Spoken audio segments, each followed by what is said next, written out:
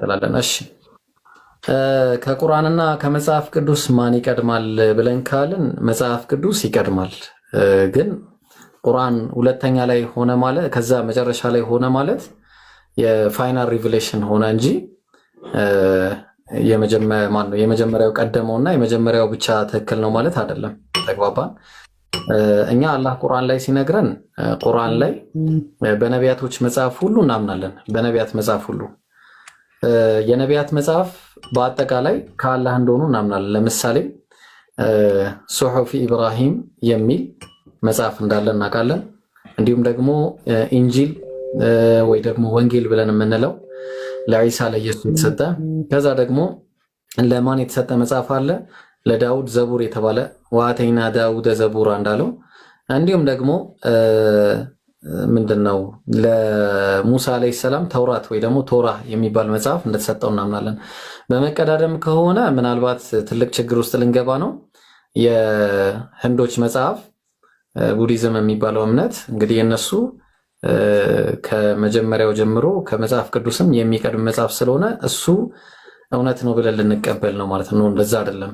ስለዚህ አላህ ከመጀመሪያው ጀምሮ ለነቢያት ሲያወርድ ነበረ፣ መጨረሻ ላይም ለነብዩ መሐመድ አውርዷል ነው። ጥያቄ ግልጽ ስለሆነ ብዬ ነው። እሺ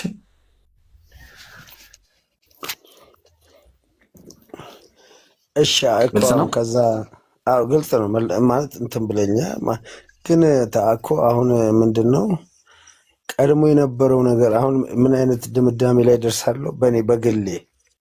ስለዚህ አሁን የሙሴንም የሁሉንም ስትቀበል ምናልባት ኮፒ ነው ብዬ ወስዳለሁ። አንተ በዚህ ጉዳይ ምን ትላለህ?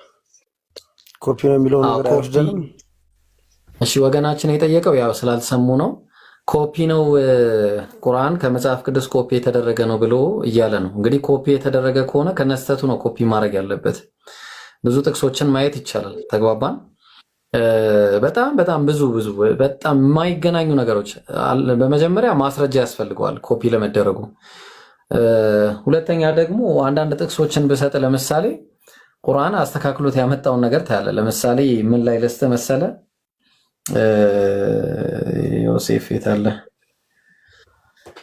ዮሴፍ እንደምታውቀው ዘፍጥረት 37:9 ላይ ደግሞም ሌሃም ህልም አለመ፣ ለወንድሞቹ ነገራቸው፣ እንዲህም አለን እነሆ ደግሞ ሌላ ህልም አለምኩ አለ። እነሆ ፀሐይና ጨረቃ 11 ከዋክብትም ሲሰግዱልኝ አየሁ አለ። ስለዚህ 11 ከዋክብትና ፀሐይና ጨረቃ ማለት እናትና አባቱ መሆኑ ማን ነው? ያዕቆብ እንዲህ ብሎ ይነግረዋል ማለት ነው። እኔና እናት ወንድሞች መተን በምድር ላይ እንሰግድልሃለን አለ እና እንሰግድልህ ይሆናል። ባይብል ላይ ይሄ የተጠቀሰውን ስናየው እናትየው ግን ሞታ ፕሮፌሲው ሳይሟላ ጉዳዩ አልቋል ማለት ነው። ፕሮፌሲው ሳይሟላ ያለመው ህልም ማለት ነው። ይሄ ግን ቁርአን ላይ እንደዛ ሆኖ አይደለም። እናትና አባቱን አመጣቸው። ቁርአን ላይ ሱረቱ ዩሱፍ ምዕራፍ 12 ላይ እንዲህ እያለ ይናገራል። ቁጥር 100 ላይ ወረፈዐ አበወይሂ ዐለል ዐርሽ ወኸሩ ለሁ ሱጀዳ ይላል። ስለዚህ ወላጆቹንም በዙፋን ላይ አመጣቸው፣ እነሱም ወድቀው ሰገዱለት ይላል። ስለዚህ እናትና አባቱም 11 ወንድሞቹም መስገዳቸውን ቁርአን ያስቀምጣል። ባይብል ግን ተኮርጇል ከተባለ እንዴት ይሄንን ነገር ይስተዋል? አላህ ማን ነው ጸሐፊው? ይቅርታ ጸሐፊው እንዴት ይሄን ነገር ይስተዋል ነው። ስለዚህ ተኮረጀ ለማለት ማስረጃ ይፈልጋል። ተግባባን? ልክ ነህ ኢብራሂም ልክ ነህ። አሁን ያልከው ሊኮረጅ አሁን ለምሳሌ ይሄ ማለት እኔና ማለት ምንም ይሆን እዚህም ላይ ላሉ ሰዎች ግልጽ ነው። የሚኮረጀው ቀድሞ ከነበረ ነገር ነው። እኔ ማሳቢያ ያ ነው። ቀድሞ ከነበረ ነገር ከተኮረጀ ለምሳሌ የክርስቶስን አምላክነት አዳኝነት እንደሞተ ሁሉ ዮሐንስ ነግሮናል፣ ሉቃስ ነግሮናል፣ ማቴዎስ ነግሮናል። እነዚህ ሁሉ የነገሩን ነገሮች የነገሩን ጸሐፊዎች ለሉቃስ ማን ነገረው አሉ? ይብሮ ጠየቀ። ለሉቃስ ማን ነገረው? ዝም ብለህ ታትበል ብራዘር። ለሉቃስ ማን ነገረው? ጥያቄ ላስተርሰውና ችግር የለውም ኢንሻአላህ። አሁን እጃችን ላይ ባለ ነገር አይደል የምንነጋገረው? በብራና በወረቀትም በማንኛውም አይነት መልኩ ተጽፎ እጃችን ላይ ደርሷል። እጃችን ላይ ሲደርስ ያንን ታሪክ እናነባለን፣ እንጠይቃለን። ገብቷል? የተለያዩ ማለት የታሪክ መዛግብትንም ስንጽፍ ማለት ስናጠና የሚነግረን ቀድሞ እንደነበረ ነው። ስለዚህ ቀድሞ ከነበረ ነገር ማለት የሚኮረጀው ቀድሞ ከነበረ ነገር ስለሆነ ይሄን ነገር አሁን ጥያቄ ማለት ፈጥሮብኛል። አሁን ለዛ ነው የጠየኳችሁ እንጂ ልከራከራችሁ ምን መስቷል። ይቅርታ ጋር ማለት ነው። እኛ ያው ዛሬ እስልምና ላይ ነው የምናወራውና ባይብል ላይ እንድገባ እያስገደድከኝ ነው። ስለዚህ ምንድነው እያልክ ያለው? መጽሐፍ ቅዱስ ላይ የኢየሱስ አምላክነት ተጠቅሷል አልክ። አንድም ጥቅስ የለም፣ ስባሪ ጥቅስ የለም ኢየሱስ አምላክ ለመሆኑ። አምላክ ነው ስትለኝ የባህሪ አምላክ ሳይሆን የጸጋ አምላክ ነው ከሆነ እንስማማለን። የጸጋ ጌታ ነው ካልከኝ እንስማማለን። የባህሪ ጌታ የባህሪ አምላክ የሚል ነገር የለም ባይብል ላይ አንድም ጥቅስ። ተግባባን? ሁለተኛ ጸሐፊያኑ የተላለፈ ነው ብላል። ጸሐፊያኑ ማን እንደጻፋቸው ራሱ አይታወቅም። ተግባባን? አታስገደን፣ እዛ ላይ እኛ አንገባም። አሁን ምንድነው ቁርአን ከባይብል ተኮርጇል ብለህ ካልክ ማስረጃ አስተኝ። ማስረጃ አለ? የለም፣ አንድ ማስረጃ የለም። ስለዚህ ማስረጃ በሌለበት ሁኔታ ደግሞ ማምጣት አይቻልም። አሁን ምንድነው ያለው ነገር? ቁርአን የነቢያትን ጉዳይ አስመልክቶ የነገረን መጽሐፍ። ተግባባን? የነቢያትን እንዲህ ማድረጋቸውን እንዲህ ያርገዋል ምናምን ያሉትን ገድላቸውን የተለያዩ ነገሮች ለኛ ትምህርት ይሆነናል የሚለውን ነገር ነግሮናል ባጭሩ። ከዛ በተረፈ ከነዛ ላይ የተኮረጀው ለማለት ማስረጃ ማምጣት አለበት። ተኮርጇል፣ ሲኮረጅ የነበረበትን በዚህ ወቅት ላይ እንዲህ ሲኮረጅ ነበር ብለህ ማምጣት አለብህ። ማስረጃ በሌለ ነገር ላይ መሞገት አይቻልም። ኤኒዌይስ ይሄን ይመስላል። ለሌላ ሰው ድሉ መስጠት ኢንሻአላህ። ያለውን ካልሰማችሁ የቁርአን ጸሐፊዎች አይታወቁም። ቁርአን የጻፈው ማን ነው? አብሶ 78ኛው ሱረቱል ጂን የሚባለውን ቁርአን የጻፈው ማን ነው የሚል ነው። ከይቅርታ ጋር ዘመናው ማሳጃ አንብጠይቅ አታውቅም። ስለዚህ ዝም ብዬ ለመደስልህ እኔ ይታወቃሉ። የጻፉት ሱሐቦች ናቸው። ስማቸውን ላምጣልህ እንዴ? ስማቸውን አስቀምጥ። እሺ አው በመጽሐፍ ነው የምናደርገው ኢንሻአላህ። ሁላችሁም ተመልከቱ። ኢትቃን ፊ ኡሉሚል ቁርአን ብዙ ጊዜ እንዳውም ቪዲዮም ሰርቼበት አይ ቲንክ ቪዲዮ አስቀምጬዋለሁኝ። ወገኖቻችን ሱረቱል ጂን ማን ነው የጻፈው እያሉ የሆነ ስሙን ይዘው ነው። ሱረቱል ጂን ለምን እንደተባለ አስረዳሃለሁ በኋላ። ግን ጸሐፊዎቹ መጀመሪያ እንመልከት ኢንሻአላህ። ኦኬ ያው ኢትቃን ፊ ኡሉሚል ቁርአን ምሳሌ ምን አለ?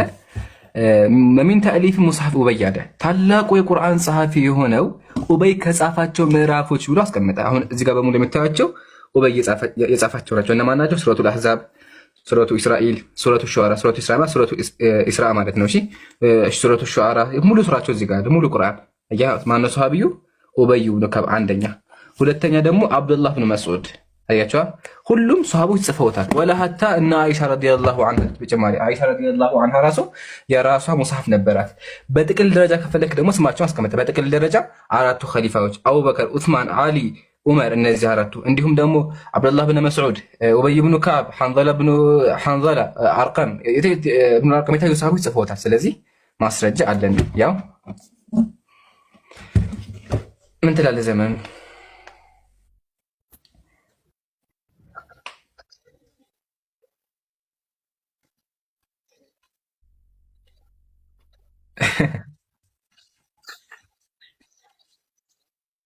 ወደፊት እንደዛ ረግ እሺ፣ ካልሰማችሁ መሰላችሁ ያለው ቁርአኑ እንደዛ አይልም አለ። ቁርአኑ እንደዛ አይልም።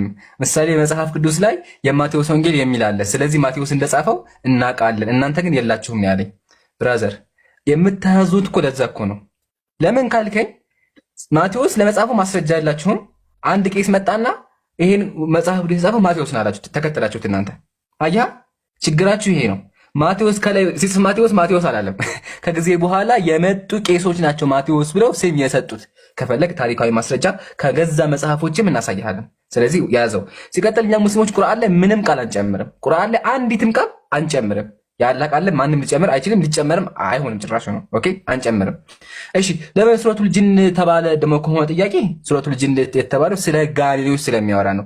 ጋኔኖች ሰማይ ላይ የወጡ እንዴት አድርገው ኸበር እንደሚሰሙ ከመላእክቶች፣ ከዛ በኋላ ስለ ቁርአን ሰምተው እንዴት እንደተረበሹ እንዴት እንደደነገጡ የሚናገር ምዕራፍ ስለሆነ ሱረቱል ጂን ተባለ። ትርጉሙ ምንድነው ከተባለ አሱረቱ ለቲ ይዝከሩ ፊሃ ቂሰቱል ጂን የጂኖች ታሪክ የሚነገርበት ምዕራፍ ማለት ነው። አያ ይሄን ያዝልኝ። ስለዚህ ወገኔ ስለ እስልምና አይ ቲንክ ምንም ነገር አታውቅም። ስለዚህ ሌላ ጊዜ ቪዲዮ ዝም ብለህ ቪዲዮ ሲመጣልህ አይተህ እንትን ብቻ ከመመጣ ከፍተህ ለማንበብ ሞክር። አሁን እሱ አይ ቲንክ የሆነ ቪዲዮ እኔ መልስ ሰርችበታለሁ። እሱ ቪዲዮ አይተህ የመጣኸውና እንደዚህ አትሸወድ ለማለት ነው። እዚህ ጋር ምን ትላለህ? እስቲ ደሊል ነስተ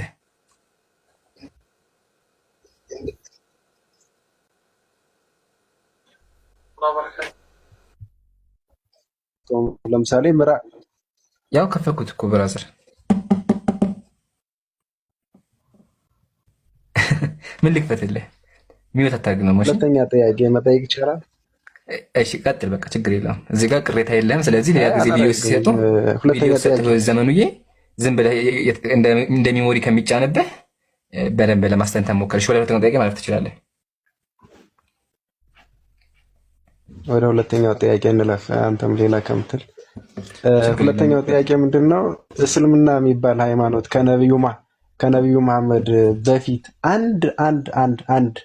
አንድ ሰው እንደው በማለት እንደው ጻፊ የሚሆን እንደው ምናልባት እንደው እየሰበከ አለ? እስኪ እንደው እሱን ማስረጃ ካለ ክፈትና እንደው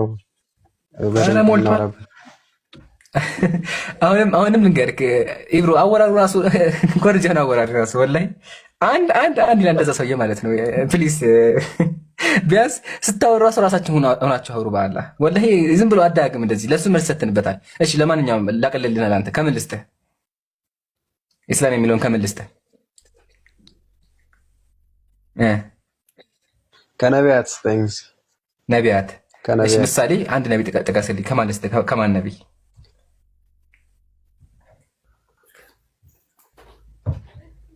ዝም አትበለኝ ሀቢቢ አውራ። ምንድን ነው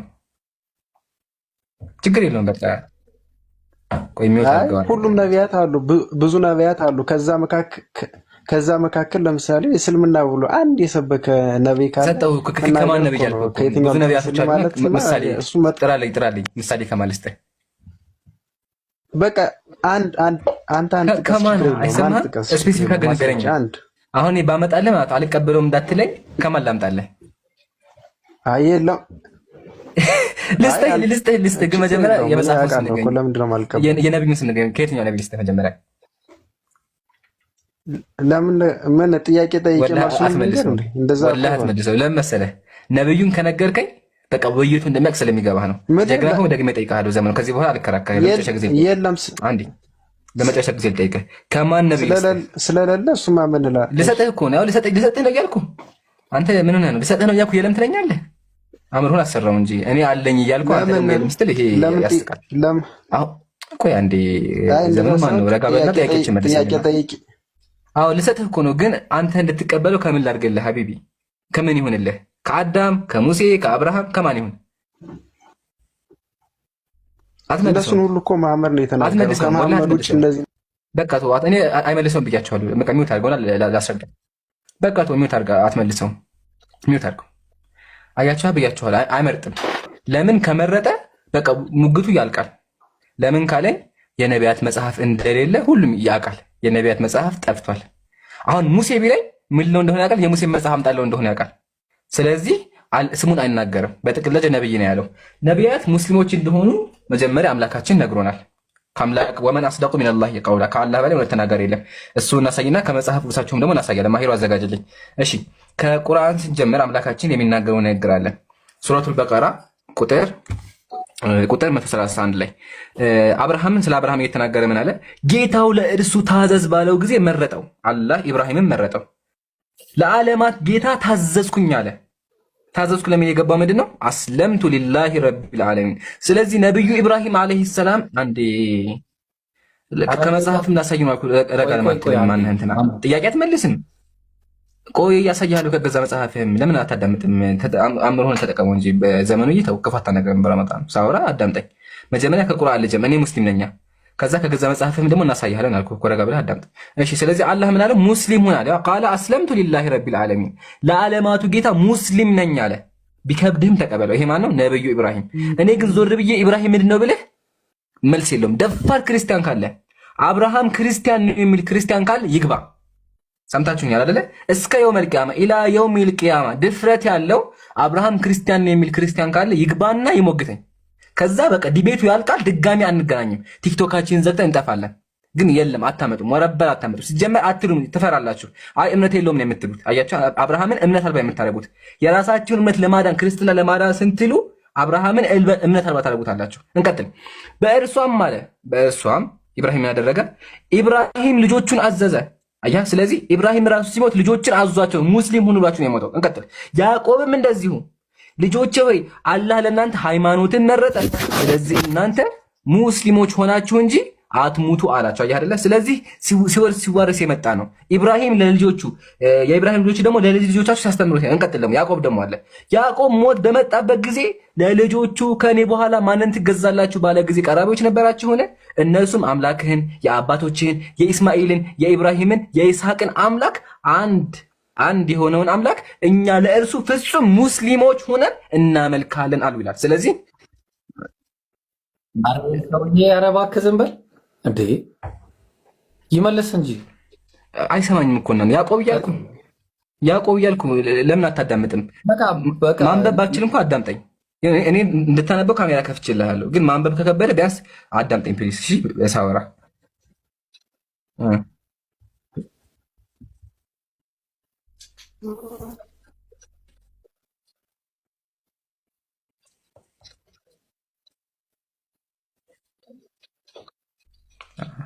ጀዛከላ በዛ መንገድ አድርገው። እሺ ወገናችን ያን ክፋት ቅድም ጀምሮ እየታገስን ስለሆነ ማለት ነው። እሺ ጨረስን። ስለዚህ ነቢያት በሙሉ ሙስሊም እንደነበሩ ከቁርአናችን አይተናል። መጽሐፍ ቅዱስ ላይ ግን በጠይቃቸው ኢላ የውሚል ቂያማ ጳጳስም ዲያቆን የፈለገ ቢመጣ አብርሃም ክርስቲያን ነው ብሎ በድፍረት መናገር አይችልም። ቢናገርም ደግሞ ማስረጃ አያቀርብም። መጽሐፍ ቅዱስ አለኝ አሁንም እንደ ወደፊት ማለት ነው። ኢብራሂም ክርስቲያን የሚል ክርስቲያን ካለ ይምጣ። ጨርሻለሁኝ። አሁን ደግሞ ከገዛ መጽሐፍህ እናሳይ። ቅድም በጠይቃ አልመለስክልኝም። አሁን ግን እኛ ሙስሊሞች ደግሞ በመጽሐፋችሁ ራሱ ሙስሊም የሚለው እንዳለና ነቢያት ራሱ እንደሚያውቁት እናሳይሃለን። ማሂሩ አለ ከፍተዋል። ይመቻል። አዎ እሺ፣ ልክፈተው ካሜራ ኢንሻአላህ። ማሂሩን አትልቁትና ያ ጀማ በደንብ ይሄድበት ማለት ነው።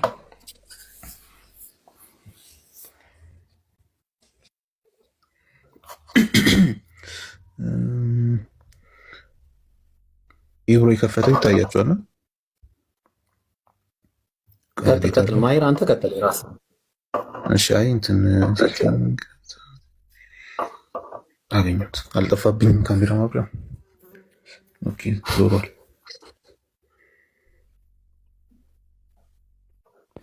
አዎ መጣ። እሺ እንዳሳያችሁ ነው። አንደኛ ነገር ይህን ነገር ማሳየት አይጠበቅብንም፣ ትብብር ነው እያደረግን ያለ ነው። ሁለተኛ ነገር እስልምና ላይ የሆነ ጥያቄ እስከተጠየቀ ድረስ ማስረጃ ልንጠየቅ የምንገባው እዛው እስልምና ላይ ነው። ሌላ ነገር ላይ ገብተን ኧረ ይሄ ሰውዬ ምን ሆነ ነው? ይበቃሃል። ሀሳቡን እናብራራውና ወደ ቀጣይ ሰው እንሄዳለን። ስለዚህ ክርስትና ላይ መጽሐፋቸው ላይ ይህንን ቃል ይጠቀማሉ፣ ይሄ ኢስላም የሚለውን ቃል ይጠቀማሉ የሚለውን ነገር መመልከት እንችላለን። ትንቢተ ኢሳይያስ ምዕራፍ 42 ቁጥር 19 ላይ አንድ የሚናገረው ነገር አለ። ከባሪያዬ በቀር እውር ማን ነው? እንደምልከው መልእክተኛዬስ በቀር ደንቆሮ የሆነ ማን ነው? እንደ ፍጹሙ ይላል። እዩት፣ እንደ ፍጹሙ ወይስ እንደ እግዚአብሔር ባሪያ? ይሄ ፍጹሙ የእግዚአብሔር ባሪያ ነው። የእግዚአብሔርን ባሪያ ነው ፍጹሙ እያለ የሚጠራው። እውር የሆነ ማን ነው ብሎ ይገልጻል።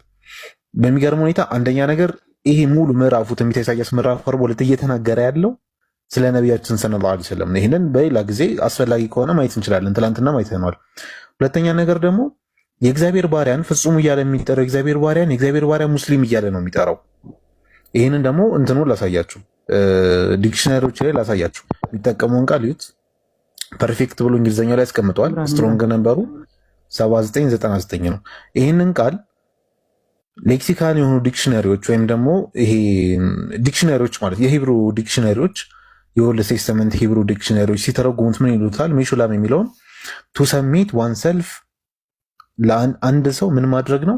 ሰሚት ማድረግ መገዛት ማለት ነው። እስልምና ላይ ኢስላም የምንለው ኢስላም የሚለው ነገር ኦቢዲያንስ መገዛት ማለት ነው። ወይም ደግሞ ሰሚሽን ቱ ጋድ ኤንድ ሙሐመድ። እስልምና ላይ ኢስላም የሚለውን የምንጠቀመው ምን ለማለት ነው? ነቢዩ ሙሐመድ አላህን ሱብሓነሁ ወተዓላ መገዛትን ለማሳየት ነው። አላህና መልክተኛውን እንታዘዛለን፣ አላህን ደግሞ እንገዛለን። ይህንን ለማሳየት እስልምና ላይ ይጠቀሙታል ብሎ ያስቀምጧል። እዚህ ላይ ደግሞ የሚጠቀሙት ለምንድን ነው? ቱ ሰሚት ዋንሰልፍ ራስን አሳልፎ ለማስገዛት ተመሳሳይ ኢስላም የሚለው ትርጉም ነው ያለው። ለምን ቃላቶቹ አንድ አይነት አልሆኑም የሚል ነገር ሊመጣ አይችልም። ምክንያቱም ለምሳሌ ፓሊዮብራይስጥ ላይ የሌሉ ሳውንዶች ግን ደግሞ አሁን እኛ የምንጠቀማቸው ሳውንዶች አሉ፣ አረብኛ ላይ ያሉ ሳውንዶች። ከዛ አንጻር ቀጥታ ሙስሊም የሚለውን ቃል ባናገኝም ሜሹላም የሚለው ግን ራሱ ሙስሊም እንደሆነ ኢንተርናሽናል ስታንዳርድ ባይብል ኢንሳይክሎፒዲያ ያስቀምጠዋል። ሜሹላም የሚለውን ሲተረጉም ምን አለ? ኮምፔር አረቢክ ሙስሊም። አረቢክ ሙስሊም ከሚለው ጋር ኮምፔር ልናደርገው የምንችለው ቃል ነው ብሎ ያስቀምጠዋል። እዚህ ጋም ያው he was called ሜሹላም because he was perfect in his conduct።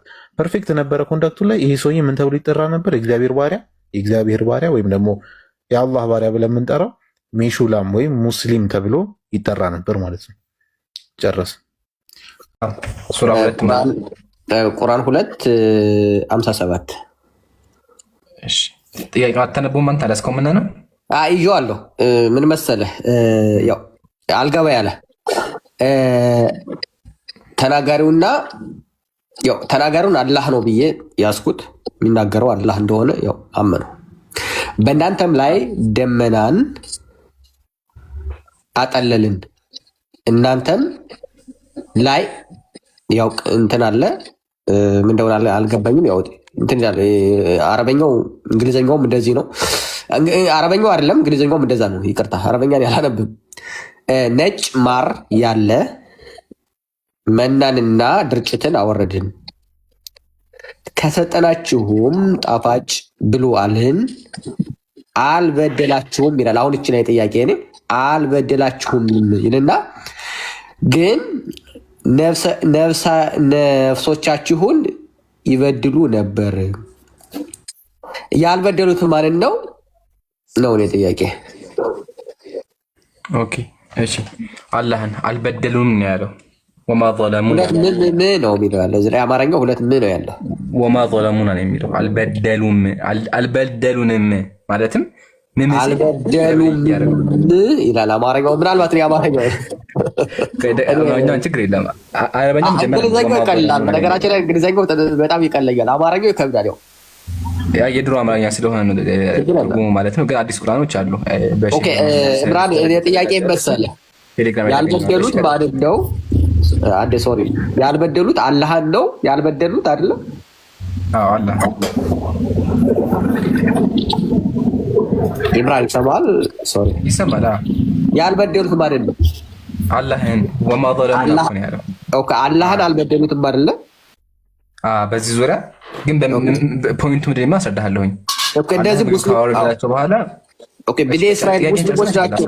ኦኬ ሙስሊሞች ናቸው አይደለ? እንደዚህ ሙስሊሞች ናቸው የሙሳ ተከታዮች ትክክል እኮ ሙስሊም ናቸው። ኦኬ በእናንተ እምነት ያው ሙስሊሞች ናቸው፣ ችግር የለም። እኔ ቃሉ ከብሩም ጋር ምንም ጥርጣሬ የለውም። እኔ እንደዚህ የሆነ እንትን ነገር ውስጥ አልገባም፣ ችግር የለም። ሙስሊም የሚለውንም እረዳለሁ። እንደዚህ ደደብ የሆነ ሰው አይደለሁም። እና ነፍሶቻቸው በደሉ የሚለው ምንድን ነው? ነፍሶቻቸው መበደል ነው አላህ መበደል ልዩነት ነው። አስረዳኝ ነው። እሺ አልሐምዱሊላህ ወከፋ። አላህ ምን ሰጣቸው? መጀመሪያ ምግብ ሰጣቸው። ስለዚህ ቃል ክፍል ምን ስናነበው ምን አለ? ወኢዝ ቁልቱም ያ ሙሳ ለን ኑእሚነ ለከ ሐታ ነረ አላህ ጀህራ። ሙሳ ሆይ አላህም በግልጽ እስከምናይ ድረስ ለአንተ በፍጹም አናምንም አሉ። እነሱ በላችሁ ጊዜ አስታውሱ። ይሄን ተናግረው ነበር። አናምንም ብለው ነበር። አላህ ማየት አለብህ ብለው ነበር። እናንተ እየተመለከታችሁ መብረቅ ያዘቻችሁ። አላህ መብረቅ ላከባቸው። ከዚያም ታመሰግኑ ዘንድ ከሞታችሁ በኋላ አስነሳናችሁ እያለ ይሄ የውመል ቂያማውን የታብ ችግሩ ምንድን ነው እንደሚያሳሳቸው ይናገራል። ያው ይሄ የወደፊት የሚሆነው ቀጥል። ኦኬ እሺ። ከዛ በኋላ ወዘለልና አለይኩሙል ገማም በእናንተ ላይ ደመና አጠለልን አለ፣ ጠበቃቸው። በእናንተ ላይ እንደ ነጭ ያለ ማር መና ምግብ ሰጣቸው። ግን አልበደሉንም፣ ግን ነፍሶቻቸውን ይበድሉ ነበር አለ። እነሱ ምግብ ተሰጥቷቸውም አልተቀበሉም። በጣም ከዛ በኋላ ቀጥቶ ማለት ይህችን ከተማ ግቡ በተባሉ ጊዜ ራሱ እምቢ አሉ። ከተማ ውስጥ አንገባም እያሉ ማመፅ ጀመሩ። ይህም በማድረጋቸው አላህን ሊጎዱ አይችሉም ነው። ማንን ጎዱ? ራሳቸውን ጎዱ፣ ተረገሙ። ቲሁ ፊል አርዲ 40 ዓማ ምድር ላይ 40 ዓመት ተንከራተቱ ተብሎ አላህ ረገማቸው። አይደለ? በምን የተነሳ? የአላህን ቃል ባለመከተላቸው፣ ነብያቸውን አዛ በማድረጋቸው። እነዚህ ህዝቦች ነብዩ ሙሳን በጣም አናደውት ህግ ሊቀበል ሂዶ ጣዖት አምልኮ የጠበቁ ህዝቦች ነበሩ። ስለዚህ ራሳቸውን ነው እየበደሉ ያሉት ነው። በዚህ ጉዳይ አላህ የሆነ ክብሩ አይቀንስበትም። ኦኬ። ስለዚህ አንቀጹ የሚናገረው ሰዎቹ ራሳቸውን እንደጎዱና የአላህን ቃል እንዳመጹ ነው የሚናገረው። ይሄ ነው።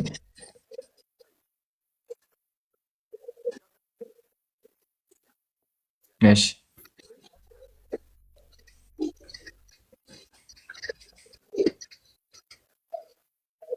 ራሳቸው ነው አላህን አልበደሉ። እንደዚህ አላህን ካልበደሉ አላህ በምን ይቀጣቸዋል ነው።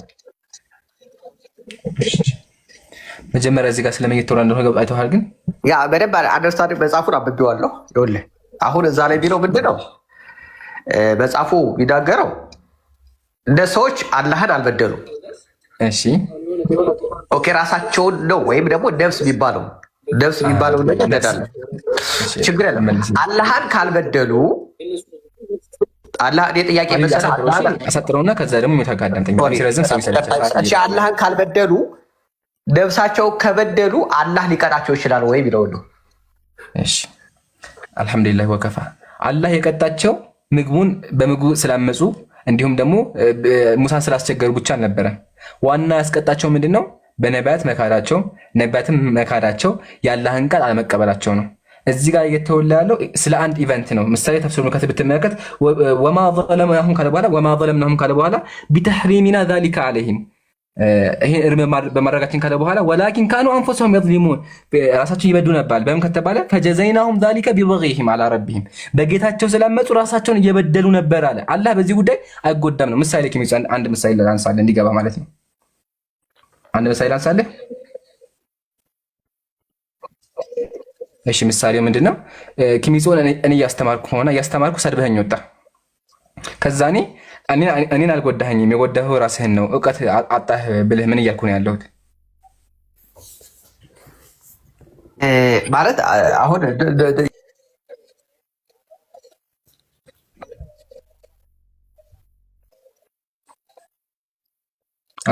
ችግር ለመናወጣት አስረዳለሁ፣ ግን መጀመሪያችን ጥያቄ መልስልኝ። እኔን አልጎዳኸኝም ብልህ እሱን እኮ መልስልሃለሁ እኮ ኪሚጽዮን። ግን የኔ ድምፅ የማይሰማው ከስር ያሉት አንዴ የኔ ድምፅ ነው የሚያሰማው። ኢምሩ ይሰማል? አይሰማም የሚላቸው ኪሚጽዮን ጥያቄውን መልስልኝና ከዛ ለምን እንደገና እነግርሃለሁ። ጥያቄውን ብቻ መልስልኝ። እሺ ጥያቄ ምንድን ነው? እኔ እዚህ ጋር እያስተማርኩ መምህር ልሆንና ማለት ነው እያስተማርኩ ሰድበኸኝ ወጣ። ሰድበኸኝ ስትወጣ ለተማሪዎቼ ይሄ ሰውዬ እኮ እኔን አልጎዳኝም በመሳደቡ ራሱን የጎዳው ብል ምን እያልኩ ነው ያለሁት? ራስህን እያጽናና አንተ ወራዊ ምናልባት እኔም ደግሞ የተሳደበው ደግሞ ራሱን አልጎዳም እንደዛ ብሎ ራሱን ጎዳ ነው ያልኩት እኮ። በደንብ አዳምጠኝ ኪሚጽዮን። ራሱን ጎዳ እኮ ነው ያልኩት። ራሱን ጎዳ ብዬ ብናገር ምን እያልኩ ነው ያለሁት? የተጎዳ በምን ዙሪያ ነው? በአንተ ሳቢ ውስጥ ነው ተጎዳ ያልከው። እሱ ላይ ጎዳ ይችላል፣ ደስ ብሎትም ሊሆን ይችላል። ተሳደቡ። በእኔ ሂሳብ ሄድልኝና ያ ሰውዬ የኔን ትምህርት ጥሎ መሄዱ ራሱን ነው የጎዳው አልኩኝ። እኔን አልጎዳኝም አልኩኝ። ምን ያንተን ትምህርት ጥሎ በመሄዱ ያው ይጎዳል። ምክንያቱም አንደኛ ገብቶኛል። አሁን መጣልኝ። ስለዚህ ራሱን ጎዳ ስም ማለት ፈልጌ ነው። ትምህርቱን ጥሎ ይሄድ አይደለም፣ ትምህርት አመጣው ነው አይደለም። እኔ ደግሞ አልጎዳኝም ማለት እኔ የሚቀንስብኝ ነገር የለም ነው። አስተማሪ ሆኜ አንድ ተማሪ ቀነሰብኝ አልቀነሰብኝ አልጎዳም ነው አይደለ ፖይንቱ። በቃ ቁርአኑ አላህ የተናገረው ያለው ይሄን ነው። ምግብ ሰጣቸው ባይዘቤ አላህ እንደተቆጣባቸው ብዙ ማስረጃዎች አሉ። ይሄ አንቀጽ የሚያወራ ግን ስለ ምግቡ ታሪክ ነው። ካስቀመጠ በኋላ ምናለ ወዘለልና አለይኩሙል ገማም እናንተ ያደማ ያደረን ካለ በኋላ ወማ ዘለሙና አልበደሉንም ማለት ወማ ዘለሙና ወላኪን ካኑ አንፉሰሁም የዝሊሙን። ይሄን በማድረጋቸው አላህ ክብሩ አይቀንስም ነው፣ አላህ አይጎዳም ነው። አላህ የሚጎዳ መልአክ ነው አይደለም። በተአምር ኢንተክፍሩ ፈኢነላህ ገኒዩን አንኩም ቁርአን ላይ አለ። እናንተ ብትክዱ ሰዎች በሙሉ አላህ ከእናንተ የተብቃቃ ነው አለ። አየህ። ስለዚህ አንተ ብትክድም ባትክድም አላህ የተብቃቃ ነው፣ ግን ራስህን ጎዳ። ስለዚህ እነዚህን ሰዎች በመካዳቸው አላህን ሳይሆን የጎዱት ራሳቸውን ነው። ግን ራሳቸውን በመጉዳታቸውንም አላህ በመካዳቸውን ደግሞ እንደሚቀጡ በጣም ብዙ ማስረጃዎች አሉ። እዚህ ጋር እየተናገረ ያለው ዋናው ፖይንት አላህ ክብሩ እንደማይቀንስ ነው። እሺ አላህን የሚጎዱ ሰዎች ግን አሉ ብለህ ታምናለህ? እሺ አሁን እንደዚህ ምሳሌ አስረዳይና አላህን የጎዱ መጉዳት ይቻላል ወይ? ኦኬ እነሱ አላህን አልጎዱም፣ ራሳቸው ተጎዱ። በዚህ ሌላስ አላህን መጉዳት ይቻላል? አላህን መጉዳት ሲባል ኦኬ በዚህ ነገር ተቃቀን እኮ ብያለሁ። አልሰማኸኝም? ቅድም ገብቶኛል። ለምሳሌ ኦኬ እሺ ራሳቸውን የጎዱ ይላል ለጻፉ ትንሽ ለመረዳት በጣም ስለሚከብድ ነው። እኔ ከብዶኛል። ቀጥልሽ። እሺ ለምሳሌ እኔ ፈጣሪ ምንም ይጎዳው የለም ብዬ አምናለሁ። የእሱን ደግነት እናገኛለን እንጂ ከየኛ ምንም ነገር ብዬ አምናለሁ። ያው አላህንም እንደዛ ብዬ ስለማምን ግን እነዚህ ሰዎች ራሳቸውን የጎዱ ሲባል በራሳቸው ሰት ውስጥ ራሳቸውን ጎዱ ነው። አላህን አልጎዱትም ሲባል አላህን መጉዳት ይቻላል ወይ? በሌላ ፖይንት አድርገን ብናመጣው በሌላ ትክክል። አዎ ጥሩ ጥያቄ። ግን ቅድም እኮ ብያለሁኝ አላህ ከዓለም የተበቃቃ ነው። ሰዎች ምን ያስባሉ? አንድ ሰው ስለካደ የሆነ ሰዎች ስለካዱ አላህ የሚጎዳ አላህ የሆነ ክብሩ የሚቀንስ ይመስላቸዋል። እንደዚህ አይነት ሰዎችም ይኖራሉ። አንድ ሰው ምሳሌ ካደ ሲባል ወይኔ አላህ ተቃል አይደለም። ስለዚህ አላህ ቁርአን ላይ ምን አለ? ኢነላህ ኢንተክፍሩ ፈኢነላህ ገኒዩን አንኩም። እናንተ ሰዎች በሙሉ ብትክዱ፣ የሰው ልጅ በሙሉ ቢክድ አላህ የተጥራራ አምላክ ነው፣ ክብሩ አይቀንስም። አንተ በመካደህ የዓለም ህዝብ እንኳን አንተ ብቻ ምድር ላይ ያለው 9 ቢሊዮን ህዝብ ይሄ በሙሉ ህዝብ ቢክድ እንኳን አላህ ክብሩ አይቀንስም ማለት። እንዲሁም ደግሞ እዚህ ጋር አላህ እንደማይበደል ሰዎቹ እንግዲህ ይሄን በማድረጋቸው አላህን አልበደሉም ነው። ኦኬ አላህን በደለ ሐሳብ የሚለው ሐሳብ ከአእምሯቸው አስወገደ ማለት ነው። ሀያ አምላክ እንደማይበደልን በዚህ አንቀጽ ተናገረ። ግን ማን ነበር ሲበድሉ የነበሩት? አላህን የበደሉ መስላቸው ራሳቸውን እየበደሉ ነበር ነው። አላህ የሚበደልም አምላክ አይደለም ብሎ ያስቀመጠው ይሄ ነው ያለው። ሉፕ እየሆነ ነው ያለው እና ኪሚዚዮን አንድ ያልገባ ጠይቅና ከዛ በቃ እንደዚህ ነው። በቃ ግልጽ ነው። በቃ ከዚህ ውጭ ጥያቄ አልጠይቅም።